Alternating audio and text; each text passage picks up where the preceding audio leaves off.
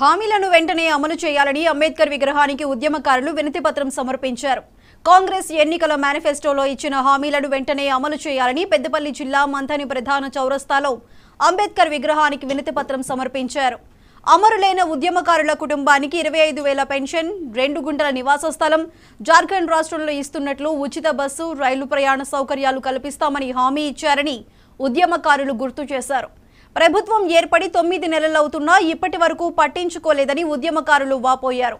CM Revanth Reddy చొరవ తీసుకుని ఉద్యమకారులకు ఇచ్చిన హామీ తీర్మానాలను ఈ అసెంబ్లీ సమావేశాల్లోనే ఆమోదించాలని ఉద్యమకారులు కోరారు. ఎలక్షన్ ముందు ఎన్నికల ముందు మన కాంగ్రెస్ ప్రభుత్వం తెలంగాణ ఉద్యమకారులకు 250 గజాల స్థలము ఇస్తారని చెప్పింది. అట్లే అమరుల కుటుంబాలకు 25,000 పెన్షన్ ఇస్తారని చెప్పింది. ఇప్పటికీ 6 నెలలు గడిచింది, అయినా ఇప్పటికీ అమలు చేయడం లేదు.